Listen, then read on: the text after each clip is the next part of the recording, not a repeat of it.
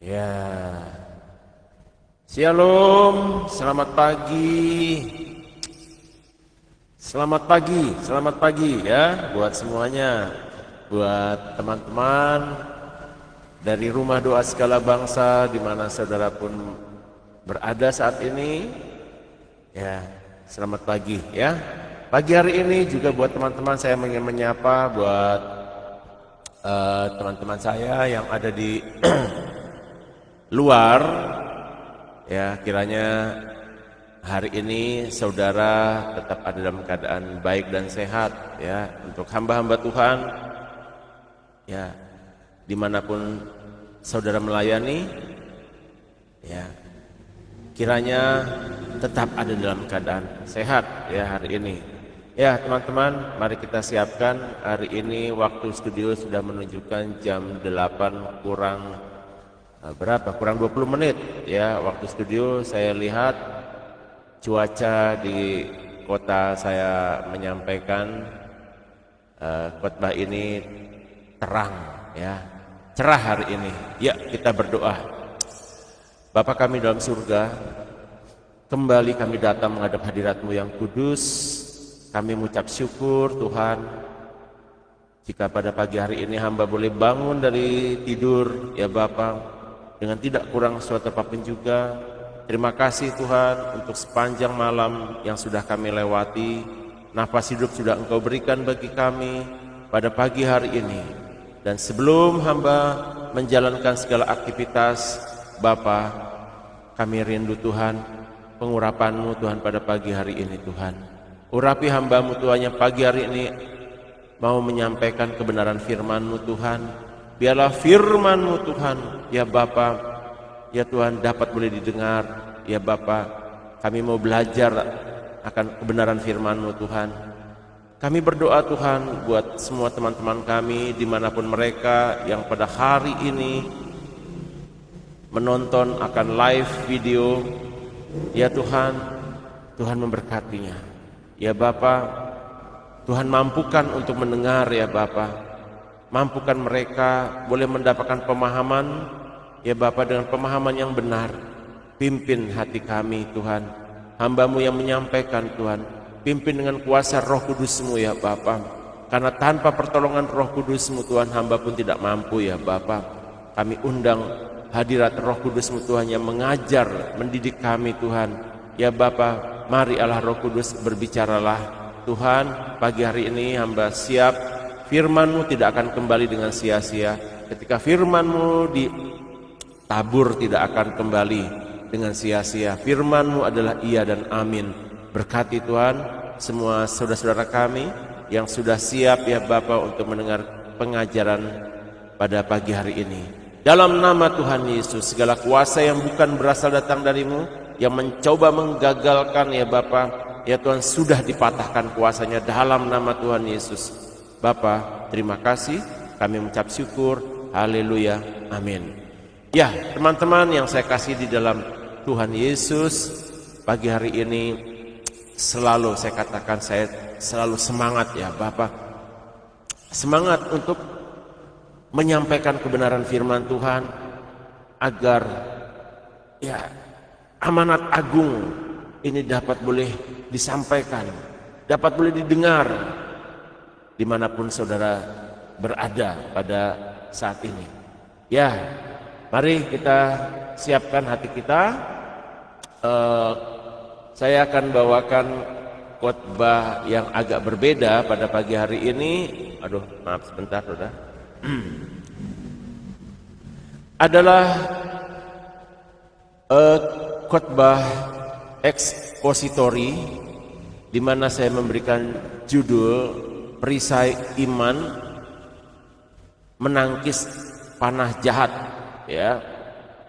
Mari saudaraku, kita ambil dari, kita bisa buka perjanjian baru di kitab Efesus pasal 6 ya, Efesus pasal 6 ayat yang ke-16. Luar biasa ya.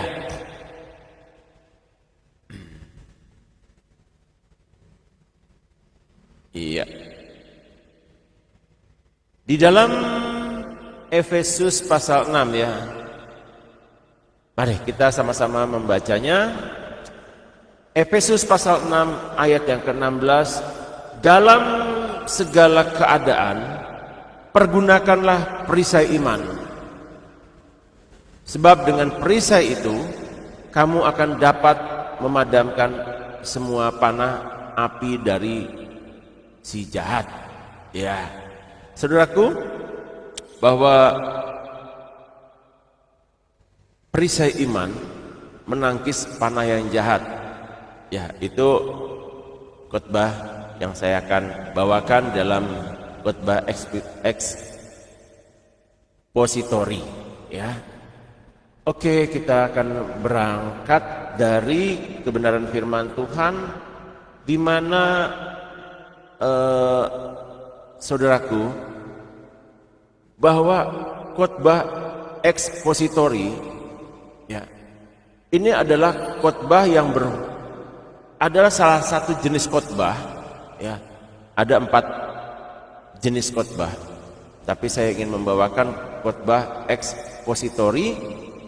Khotbah ini berfokus pada menggali makna teks ayat demi ayat agar jemaat memahami maksud asli dari penulis dan aplikasinya di dalam kehidupan saudara dan saya, ya, karena semua berlandaskan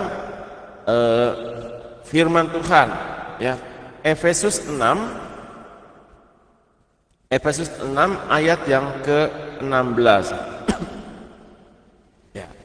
Saya akan coba baca dulu yang ini. Kita sudah dibantu, ditolong oleh perikopnya perlengkapan rohani. Jadi perlengkapan rohani itu banyak.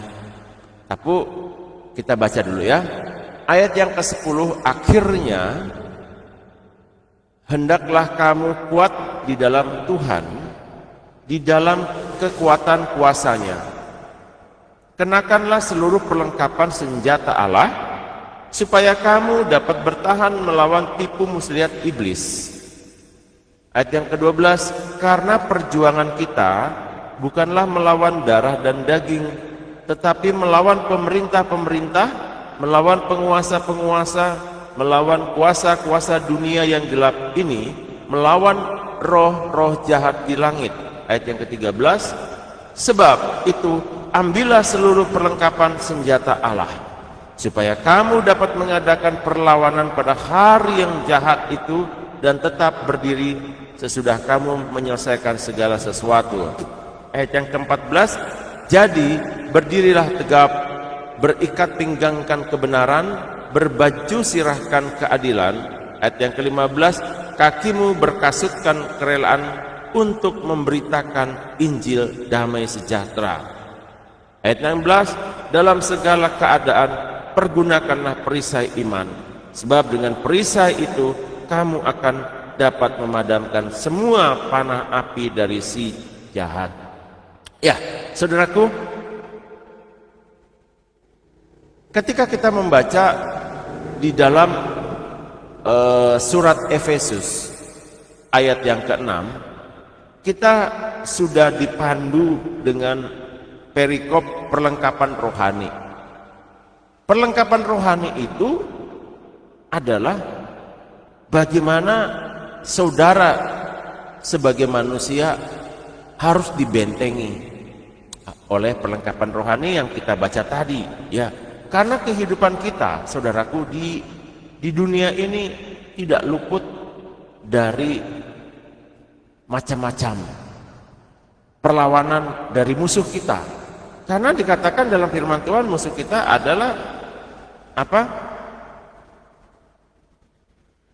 Ayat yang ke-12, karena perjuangan kita bukanlah melawan darah dan daging, ya, tetapi melawan pemerintah-pemerintah, melawan penguasa-penguasa, melawan kuasa-kuasa dunia yang gelap ini, melawan roh-roh jahat di langit. Saudaraku, bagaimana kita melawan musuh kita yang tidak kita lihat, tapi ada? Nah, itulah yang perlu kita bentengi diri kita.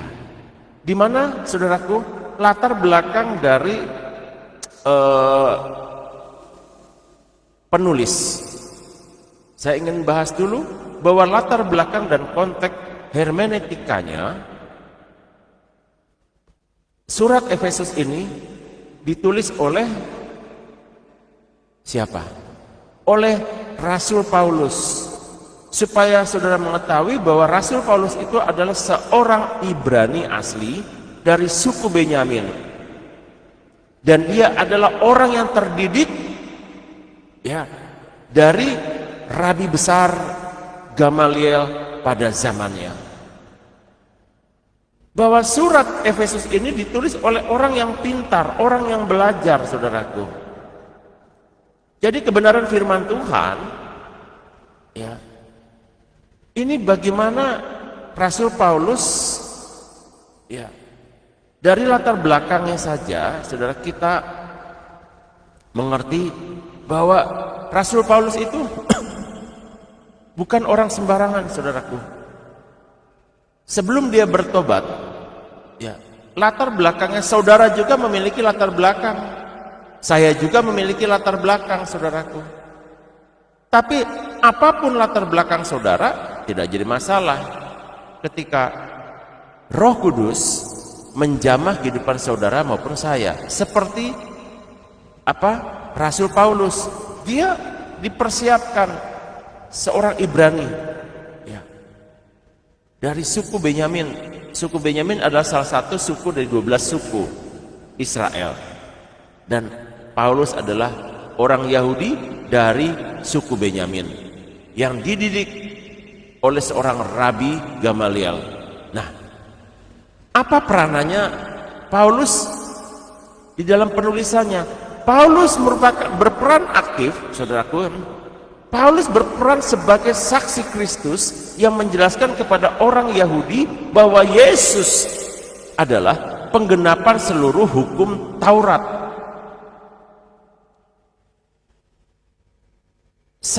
Paulus ya, Rasul Paulus itu mengerti tentang hukum-hukum Taurat karena dia ada orang Yahudi, seorang Ibrani, pembelajar, ya, orang terdidik, ya, dia mengerti bahwa hukum Taurat itu seperti apa. Namun Kristus yang dia beritakan itu adalah penggenapan dari hukum Taurat. Yesus adalah penggenapan seluruh hukum Taurat. Ia juga menjadi jembatan antara bangsa Israel ya, memahami janji Allah itu juga sudah diterima ya, oleh bangsa-bangsa di luar Yahudi. Nah, Rasul Paulus itu yang menjembatani bahwa keselamatan itu bukan hanya diterima oleh orang Yahudi saja, tetapi oleh orang-orang di luar Yahudi. Dan yang menjelaskan itu adalah Rasul Paulus. Ya. Kalau tidak ada Rasul Paulus, bagaimana keselamatan itu diterima oleh saudara dan saya? Jadi iman percaya orang Kristen itu karena diajar, saudaraku.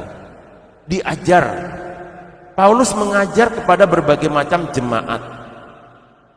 Ya, salah satu yang kita pelajari adalah jemaat di Efesus. Ya. Jadi iman percaya bukan iman percaya semata-mata karena hafalan, tetapi ada yang mengajar. Paulus mengajar, Paulus sebagai menjembatani antara orang Yahudi dan orang non-Yahudi. Jadi metafora prajurit Roma yang dilihat oleh Paulus itu merupakan gambaran di dalam realitas peperangan rohani. Nah, jadi berangkat dari situ, saudaraku, ya, bahwa perlengkapan rohani itu sama dengan metafora yang dilihat oleh Rasul Paulus di dalam melihat tentara Roma. Tentara Roma kalau sedang berjaga, saudara bisa lihat bagaimana seorang prajurit ya yang sedang berjaga. Kita tinggal di kota Cimahi, kita bisa melihat bagaimana seorang prajurit yang sedang berjaga, yang sedang berdinas, itu menggunakan kelengkapan, ada senjata, ya, ada menggunakan helm, menggunakan sepatu, ya, itu mereka siap berjaga-jaga. Nah, itu adalah metafora yang Rasul Paulus ingin sampaikan. Menjadi seperti apa peranannya, dan kita sudah di dalam tulisan Rasul Paulus perlengkapan rohani. Nah, perlengkapan rohani itu banyak jenisnya, karena musuh yang dilihat adalah melawan roh-roh penguasa-penguasa di udara, ayat yang ke-12. Karena perjuangan kita, karena perjuangan orang percaya, saudara dan saya, karena perjuangan kita adalah bukan melawan darah dan daging, tetapi melawan penguasa-penguasa roh-roh di udara. Nah, itu yang bagaimana saudara dan saya bisa melawan, kalau yang musuh yang kita lihat itu yang adalah. Sebab dengan perisai itu kamu akan dapat memadamkan semua panah api dari si jahat. Ya. Seringkali kita terasa seperti kita masuk di tahun 2026. Kalau kita melihat kondisi geopolitik dunia ini sedang tidak baik-baik saja, saudaraku. Ya, ancaman nyata perang dunia ketiga itu di depan mata kalau saudara suka dengar berita, ataupun Anda bisa lihat di YouTube itu ancaman di tahun 2026, ancamannya nyata. Tetapi juga sering kita memasuki tahun 2026 ini masih penuh misteri, saudaraku. Kita tidak akan tahu apa yang terjadi pada esok hari. Makanya, saudaraku, yang bisa dikerjakan oleh orang percaya, kita harus berdoa. Kita mendoakan bangsa, bukan medan perang secara fisik, bukan, saudaraku, melainkan perang di dalam pikiran, mental, roh. Itulah yang ditulis oleh Rasul Paulus di dalam Efesus 6 ayat 16, memberikan alat pertahanan yang krusial, ya. Dalam segala keadaan, dikatakan dalam segala keadaan gunakanlah perisai iman, sebab dengan perisai itu kamu akan dapat memadamkan semua panah api si jahat. Di dalam segala keadaan, makanya kita tidak akan pernah tahu, ya, sekarang kita baik-baik saja, saudara, tetapi 1 jam kemudian kita mengalami gejolak yang sangat dahsyat. Kita tidak pernah tahu.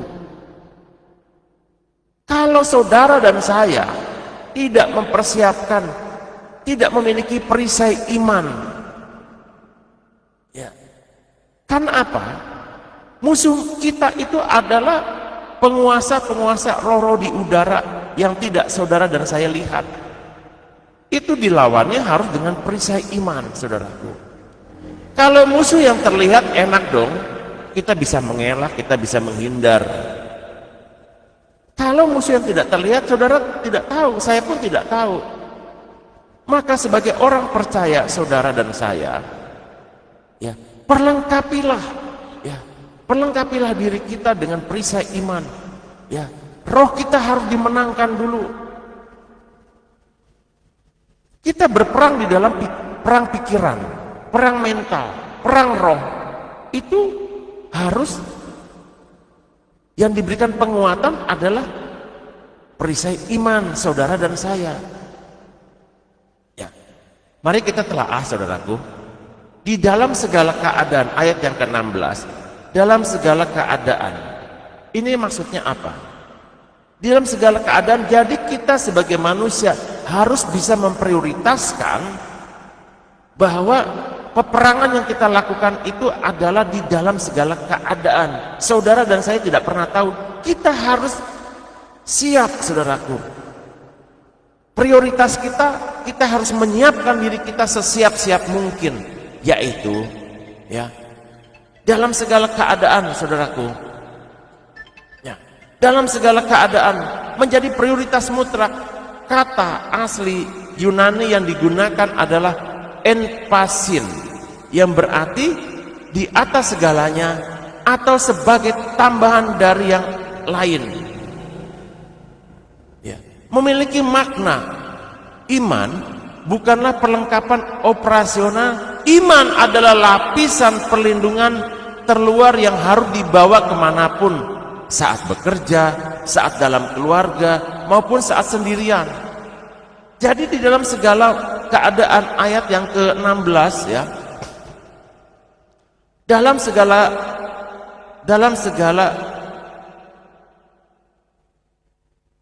segala keadaan pergunakanlah perisai iman. Benar, saudaraku. Jadi saudara dan saya ketika membaca Efesus 6 ayat 16, kita bedah satu persatu. Di dalam segala keadaan pergunakanlah perisai iman. Jadi adalah sebuah kemutlakan, prioritas yang mutlak untuk saudara dan saya ya. Di dalam segala keadaan kita harus memperlengkapi perisai iman, karena saudara tidak tahu, saya pun tidak tahu.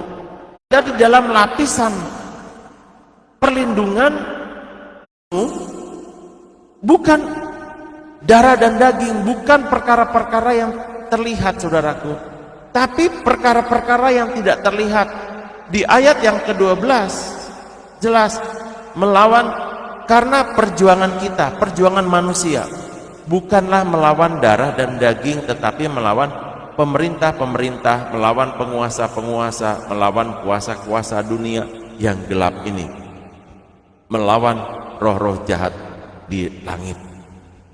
Ya,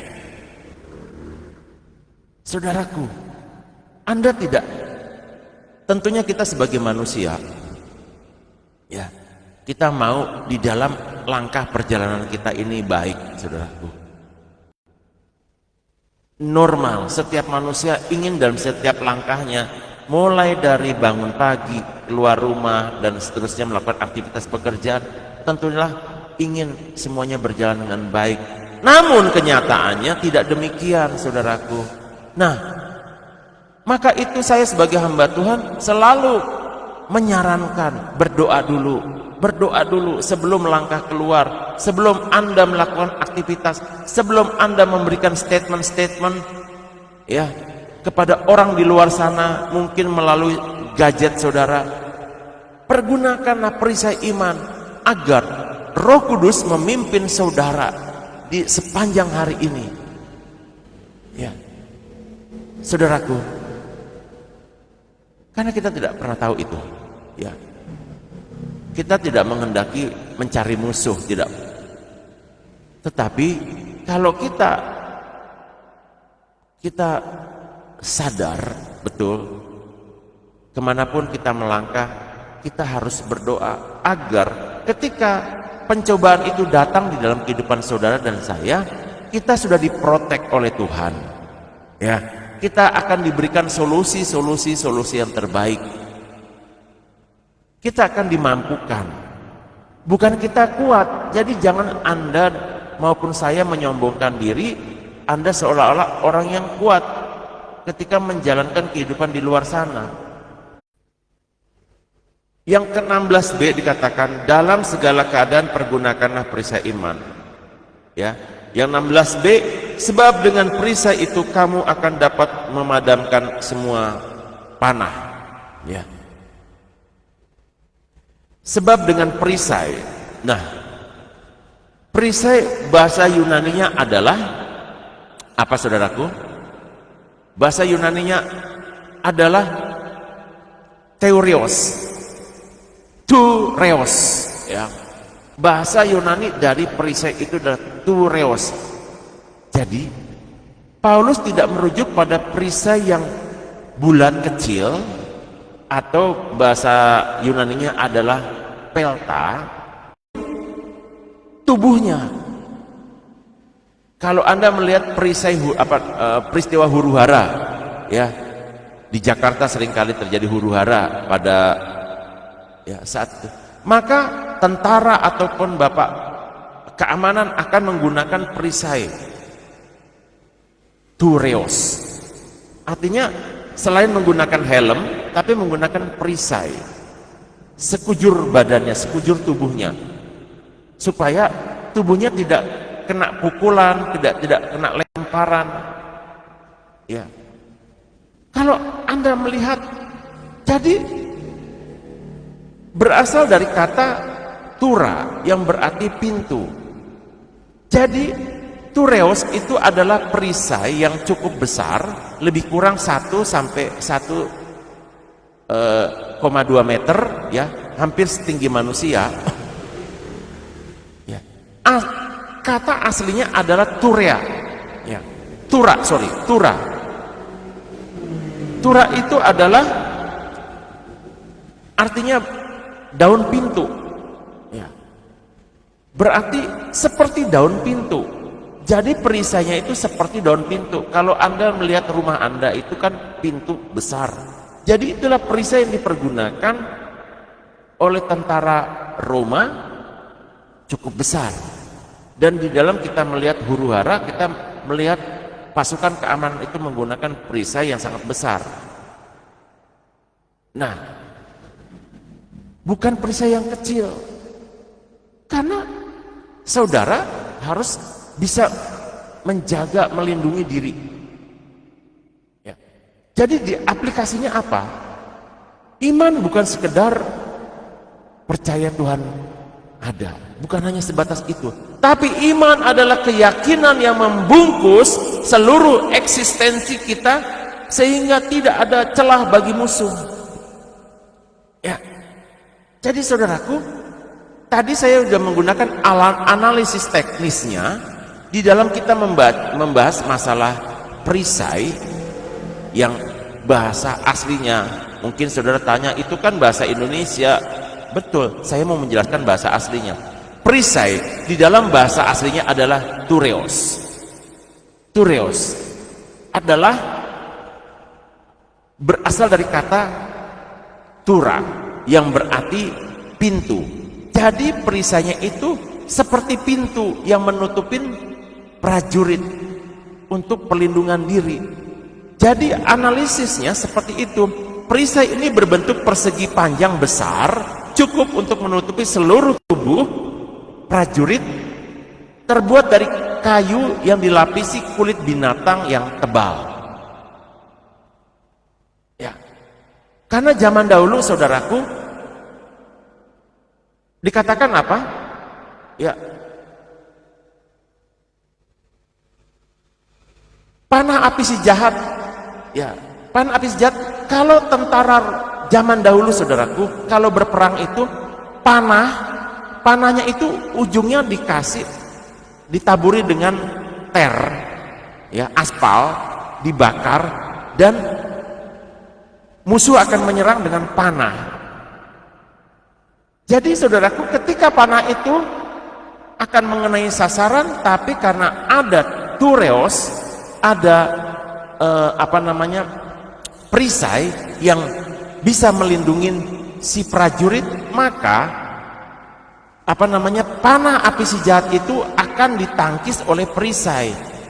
Dan di depan perisai itu ada kulit binatang yang basah, yang tebal dan basah. Maka ter itu akan mati.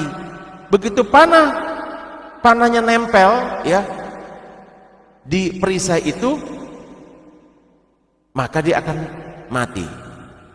Panah itu berisi panah api, tapi ketika mengenai perisai dia akan mati. Ya, dengan sendirinya, karena perisainya itu dilapisi oleh bulu yang sangat tebal, yang basah. Ya, aplikasinya begini saudaraku. Bukan sekedar saudara dan saya hanya percaya kepada Tuhan, Ya, bukan hanya sebatas itu.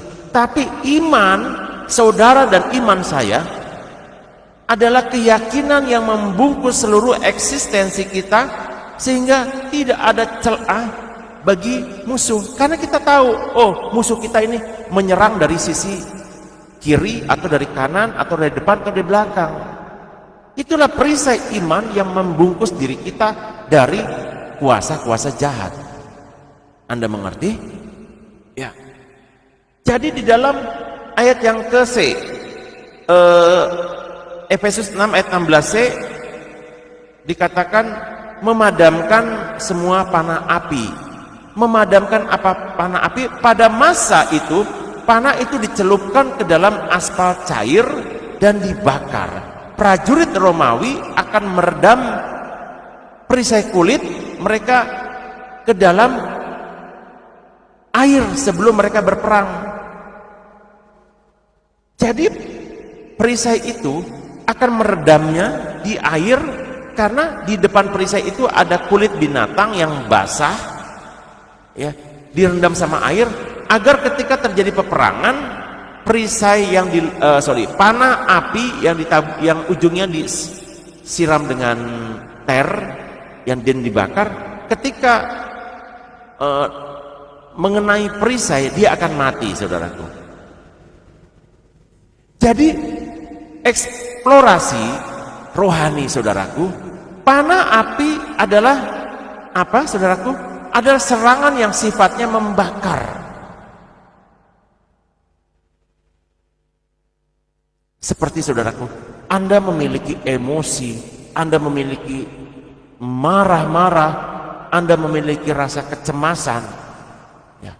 Jika iman kita tidak dibasahi oleh firman Tuhan, maka panah api itu akan membakar hidup kita.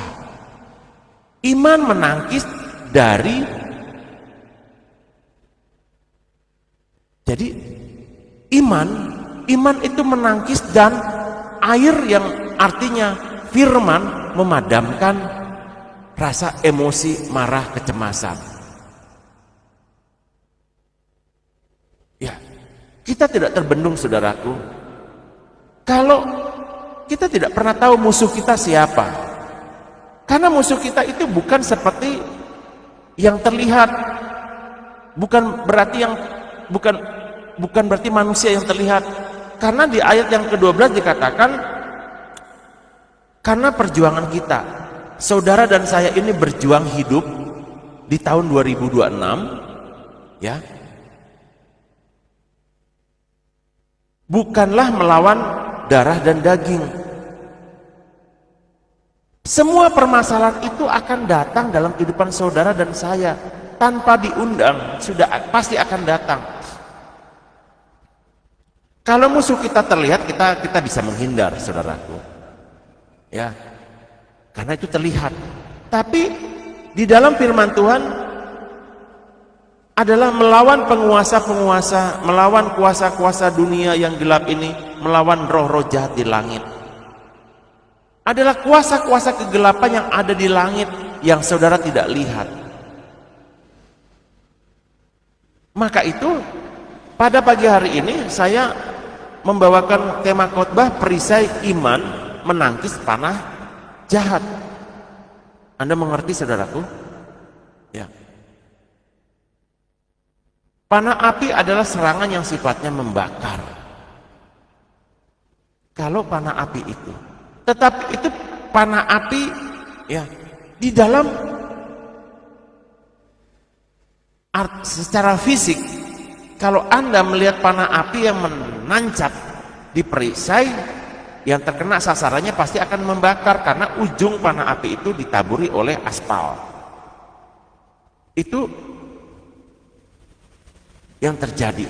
Nah, panah api juga bisa menjadi gambaran kalau Anda terkena panah api, jiwamu, ya, akan marah, akan merasa emosi, akan merasa cemas, karena saudara terkena panah api. Jiwamu yang terkena panah api dari si jahat. Jadi jika iman kita jika iman saudara dan saya tidak basah oleh firman Tuhan, jika iman saudara tidak pernah ditaburi oleh firman Tuhan, ya, maka Anda akan marah, Anda akan emosi, Anda akan merasa cemas, khawatir, gelisah, bimbang, ragu-ragu. Itu yang terjadi, saudaraku. Ya, mari taburkan hati kita, basahi hati kita, basahi hati kita dengan firman Tuhan. Maka panah api itu akan membakar hidup kita, namun ditangkis, ya. Namun iman menangkis dan air firman memadamkan panah api itu. Kalau kehidupan rohani saudara sehat, ketika ujian itu datang, ya sudah, bisa ditepis kok, bisa dihalau. Karena iman saudara bagus, karena iman saudara sehat, karena saudara suka membaca firman Tuhan. Itu maksud. Ya, di dalam perisai iman menangkis panah si jahat. Ya, saudaraku, kiranya khotbah ekspositori ini Anda melihat lebih fokus ketika saudara membaca satu ayat, ya. Anda sudah membaca perikopnya di atas, tetapi ketika saya sebagai hamba Tuhan akan mengeksegese satu ayat, hari ini ayat yang ke-16, Anda mengerti perisai iman menangkis panah si jahat. Sudah saya jelaskan tadi, ya. Jadi saudaraku, pesan moral dan aplikasi di tahun 2026 ini apa? Bagi orang percaya, saudara dan saya sebagai pembelajar firman, identifikasi panah api modern itu apa sih? Anda dan saya harus mengidentifikasi panah api modern itu di tahun 2026 itu apa? Panah api si jahat berbentuk hoax, ya, yang memicu perpecahan, algoritma media sosial yang memicu rasa rendah diri dan kecemasan akan krisis global. Itu saudara yang pagi hari ini mendengar khotbah saya, Anda bisa mengidentifikasi panah api modern tahun 2026 atau abad ke-21 ini apa? Ya. Panah api si jahat itu berbentuknya apa? Itu bagaimana saudara mengidentifikasi? Hoax, ya. Tipuan-tipuan, pembohongan publik, ya. Yang memicu perpecahan. Memicu perpecahan itu bukan bisa di sosial media. Karena apa, saudaraku? Saya katakan, ya, di tangan saya ini ada HP. HP ini bisa dipergunakan positif, bisa juga dipergunakan negatif. Di abad ke-21 ini, di abad modern ini, saudaraku, ya, berita hoax, berita yang bohong, tapi diulang berkali-kali menjadi sebuah kebenaran. Hati-hati, saudaraku. Anda harus melakukan check and recheck, dan juga jangan ajarkan terlalu dini anakmu, cucumu untuk main HP. Karena HP ini sangat, kalau iman kita, rohnya kita belum dewasa, HP ini sangat jahat, saudaraku. Bisa membunuh karakter kita, ya, dengan jempol kita, ya. Bisa memicu perpecahan dan algoritma media sosial yang memicu rasa rendah diri dengan kecemasan krisis global yang saya suka baca berita. Wah, saya tahu, saya juga ada rasa cemas, saudaraku, bahwa mungkinkah peperangan akan terjadi di Timur Tengah. Bila sampai terjadi peperangan antara Amerika dan Iran, impactnya bukan hanya di Timur Tengah, saudaraku. Akan terjadi krisis global kelangkaan minyak di seluruh dunia. Ini yang sedang dimainkan oleh si jahat. Ya. Jadi bukan hanya sebatas ini yang dikhawatirkan, tapi saya harus edukasi, saudaraku. Maka bentuk edukasi yang saya khotbah pagi hari ini, yang Anda bisa lakukan, doakan. Amin. Ya. Aktif. Iman kita harus diaktifkan. Perisai yang tergeletak di tanah tidak akan berfungsi, tidak akan berguna bagi siapapun. Perisai itu adalah selalu dipegang, saudaraku. Perisai dipegang. Ya. Demikian juga iman harus diangkat melalui doa dan deklarasi firman setiap pagi. Saya berikan contoh, saudaraku. Ketika saudara bangun pagi, pertama perkatakan, Tuhan Yesus, terima kasih untuk nafas hidup yang Engkau berikan bagi saya. Saya sehat, hidup saya diberkati, hidup saya berkemenangan, saya dijauhkan dari segala macam sakit dan penyakit. Semua keluargaku, istriku, suamiku, anak-anakku, semua ada dalam perlindungan Tuhan. Ini adalah bentuk deklarasi iman, saudaraku. Dan kita harus memperkatakan, mulut kita harus memperkatakan pada alam semesta ini. Dengan pengucapan syukur kita kepada Tuhan, kita sudah mendeklarasikan properti kita. Aku sehat, aku diberkati. Ya, semua apa yang aku kerjakan di Tuhan menjadikan aku berhasil. Anak-anakku sehat, anak-anakku diberkati, istriku sehat, suamiku sehat, keluargaku sehat, orang tuaku sehat. Itu yang harus saudara dan saya lakukan. Kita harus mengaktifkan iman kita. Karena iman itu tidak terlihat, saudaraku. Iman itu yang hanya saudara miliki. Di mana iman itu yang harus diperkatakan kepada Tuhan Allahmu. Setelah engkau mendapatkan berkatnya, ucapan syukurmu itulah yang Anda sampaikan kepada Tuhan Allahmu dengan imanmu. Kalau saudara tidak beriman, saudara tidak akan bisa mengatakan perkara-perkara yang profetik. Kalau saudara tidak mengaktifkan iman. Jadi saya katakan tadi, perisai itu bukan diletakkan di tanah. Bagaimana melindungi si tentara, bagaimana melindungi saudara, tetapi perisai itu selalu harus diperkatakan agar kuasa-kuasa jahat itu lari, kuasa-kuasa jahat itu dihancurkan. Ya, Anda mengerti? Katakan amin. Jadi prajurit Roma sering merapatkan perisai seluruh prajurit bersamaan agar ketika panah-panah api yang ditembakkan oleh si jahat itu menyerang tentara, maka tentara itu terlindung karena perisai itu. Bahasa Yunaninya adalah formasi testudo, formasi seperti kura-kura yang menutup melindungi.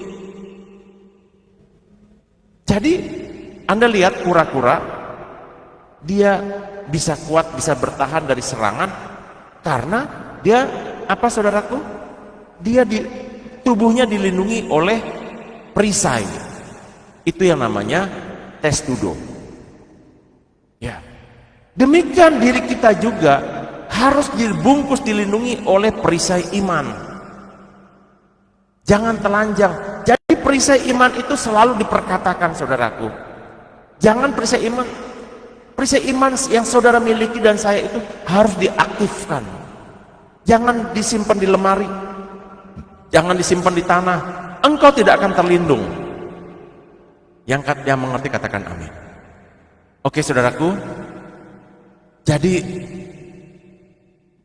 khotbah ekspositori yang saya mengeksegesi dalam satu ayat ini, saudara mengerti, ya, dan diaplikasikan.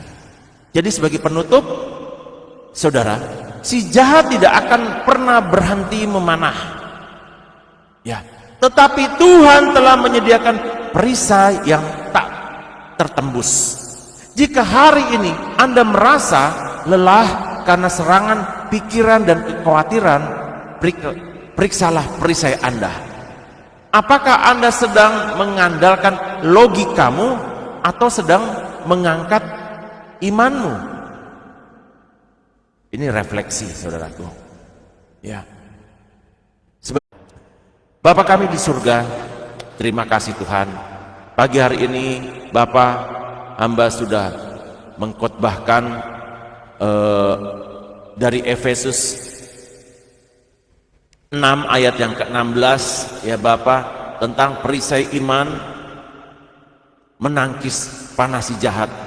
Bapa, hamba terbatas dalam menjelaskan kesemuanya ini Bapa.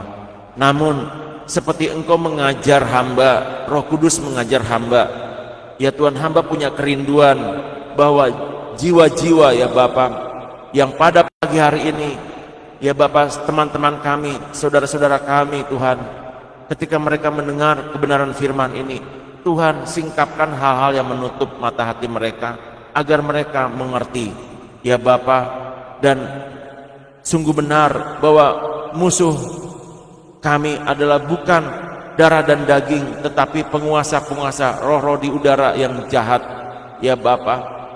Tuhan, tolong kami, mampukan kami Tuhan, mampukan saudara-saudara kami Tuhan ya Bapa, agar hidup kami selalu mengaktifkan iman percaya kami. Perlindungan kami hanya ada padamu, pertolongan kami hanya ada padamu.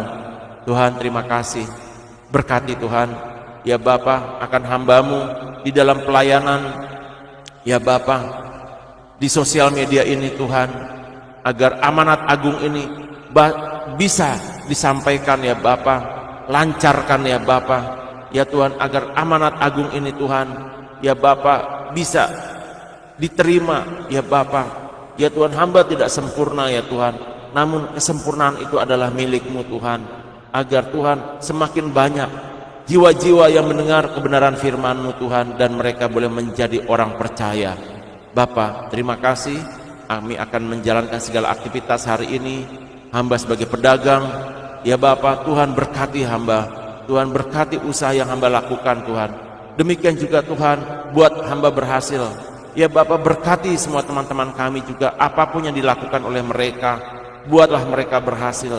Satu hal, roh takut akan Tuhan ya Bapa, yang mengajar mendidik mereka untuk percaya kepada Yesus. Tuhan, terima kasih ya Bapa, terima kasih. Di dalam nama Tuhan Yesus kami mengucap syukur, haleluya, amin. Teman-teman, terima kasih.